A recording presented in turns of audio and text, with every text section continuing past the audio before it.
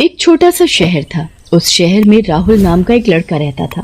एक दिन राहुल अपने पिताजी रामलाल और माताजी शांति जो अंधे होते हैं। पिताजी, स्कूल की छुट्टियां पड़ गई हैं। मैं मामा जी के घर दिल्ली घूमने जाना चाहता हूँ। क्या मैं जा सकता हूँ? हाँ हाँ बेटा, क्यों नहीं। मैं कल ही तुम्हारी ट्रेन की टिकट करा देता हूँ। तुम ट्रेन में आराम से चले जाओगे। राहुल बेटा, ट्रेन में जरा ध्यान रखना अपना और कहीं उतरना मत। आप भी ना पिताजी, अब मैं बड़ा हो गया हूँ और अपना ध्यान रख सकता हूँ। आप चिंता ना करें और घर जाकर आराम करें। इस तरह रामलाल राहुल को दिल्ली की ट्रेन में बिठाकर आ जाता है। ओहो, फिर से वही पुरानी तोरी की सब्जी। मेरा तो मन ही खराब हो गया इसे देखकर। एक काम करता हूँ, अगले स्टेशन पर उतरकर देखता हूँ। अगर गर्मा गर्म पूरी छोले मिल जाए तो मजा आ जाएगा।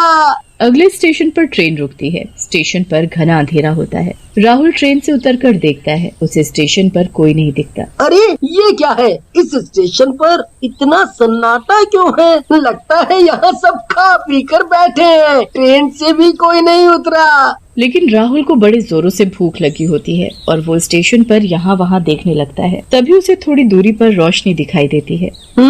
लगता है वहाँ कोई कुछ बना रहा है। क्यों ना वहाँ चलकर देखूं, शायद कुछ खाने को मिल जाए। ऐसा कहकर राहुल रोशनी की तरफ बढ़ जाता है। राहुल पूरी छोले का स्टॉल देखकर बहुत खुश हो जाता है। स्टॉल के पास कोई नहीं होता।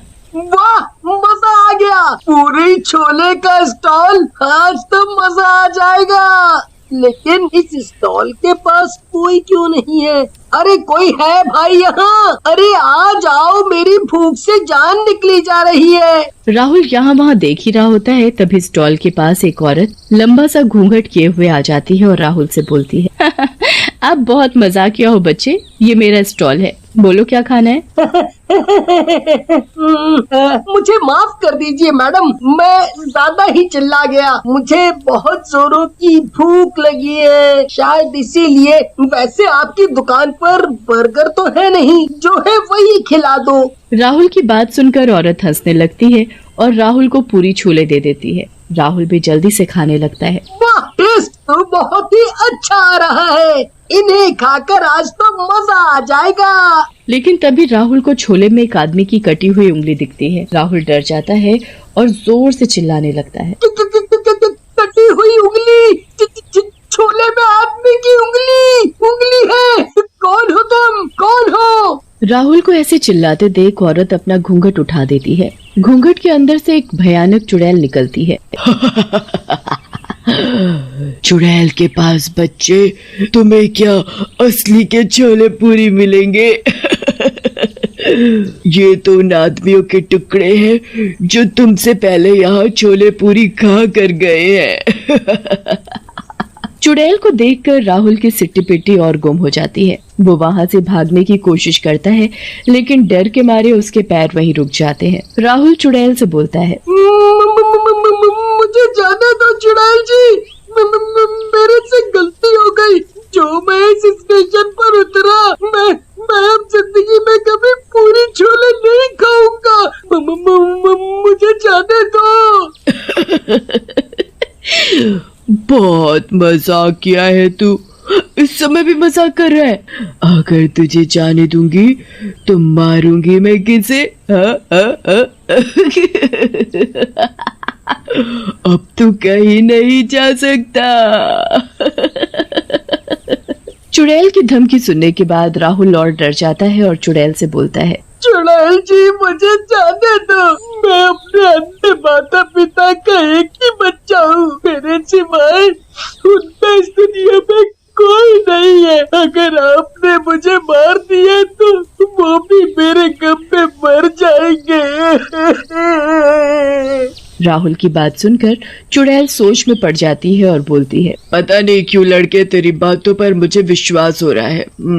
लेकिन तू मुझे सच तो बोल रहा है। चुड़ैल जी, मैं सच कह रहा हूँ। मेरी माँ कहती है कभी झूठ नहीं बोलना चाहिए, चाहे तुम्हारी जान ही क्यों न चली जाए। सही कहती है तुम्हारी माँ। तुम मुझे अच्छे लगे बच्चे, मैं तुम्हारी जान नहीं लूंगी, चले जाओ। राहुल वहाँ से जाने के लिए जैसे ही मुड़ता है, देखता है कि उसकी ट्रेन वहाँ से चली गई है। अरे चुड़ैल जी, मैं जाऊंगा कैसे? मेरी ट्रेन तो यहाँ से चली गई है। अब मैं दिल्ली कैसे पहुँचूंगा? वहाँ मेरे मामा जी मेरा इंतजार कर रहे होंगे, वो भी परेशान होंगे। तुम बड़े भोले हो राहुल। ये क्या कोई आखिरी ट्रेन है?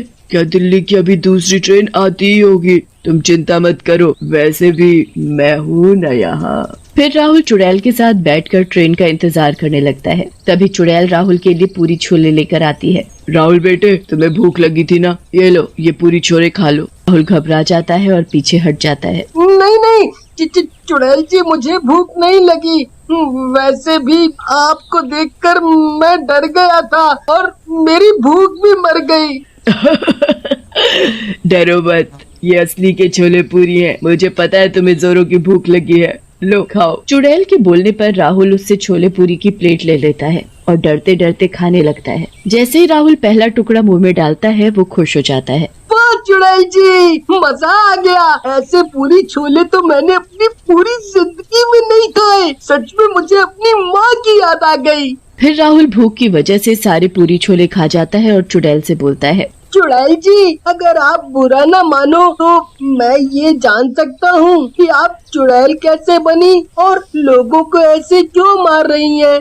चुड़ैल राहुल की बात सुनकर सोच में पड़ जाती है और बोलती है, बेटा, मेरा नाम रीता है। मैं बहुत गरीब थी और इस स्टेशन पर भीख मांगकर गुजारा किया करती थी। एक दिन मुझे पूरे दिन कोई भीख नहीं मिली। मुझे बहुत जोरों की भूख लगी थी। मैं एक पूरी छोले वाले के स्टॉल पर गई और उससे खाने के लिए पूरी छोले मांगे, पर उसने मुझे जोर से धक्का दे दिया, जिसकी वजह से मैं ट्रेन के नीचे आ गई और मेरा 2 साल का बेटा राजू भी उस हादसे में मारा गया। आपके साथ तो बहुत बुरा हुआ था चुड़ैल जी, तो आपने उस दुष्ट से बदला नहीं लिया, उससे सबक नहीं सिखाया?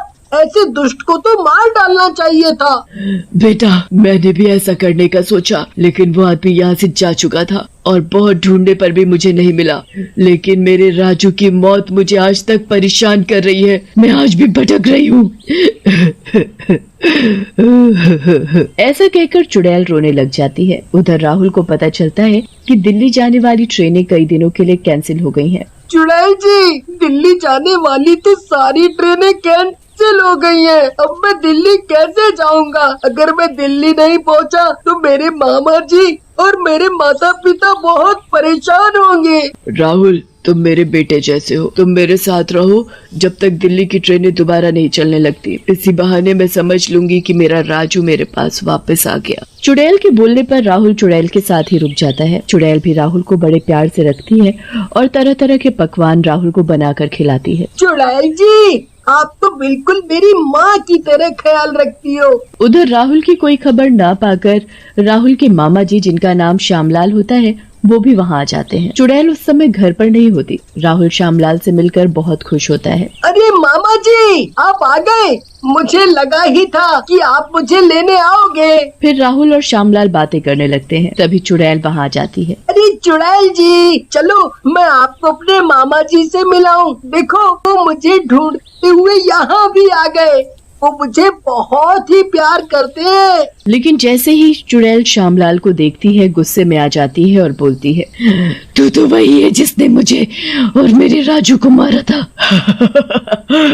बहुत सालों से मैं तुझे ढूंढ रही थी। आज मिला है। आज मैं तुझे जिंदा नहीं छोड़ूंगी। ऐसा कहकर चुड़ैल श्यामलाल को उसकी गर्दन से पकड़कर उठा लेती है। अरे बहन, मेरी बात सुनो। वो सब मैंने जानबूझकर नहीं किया था। मुझे तुमसे ऐसा व्यवहार नहीं करना चाहिए था। तेरे पछतावे का मैं क्या करूं? तेरी वजह से मेरी और मेरे बच्चे की जान गई। मैं तुझे जिंदा नहीं छोड़ूंगी। तुम्हारा राजू मरा नहीं है, वो जिंदा है। वो ट्रेन के नीचे आया ही नहीं था, बल्कि दूर जाकर गिरा था। ये राहुल ही तुम्हारा राजू है। ये बात सुनते ही चुड़ैल श्यामलाल को छोड़ देती है और राहुल से लिपट जाती है।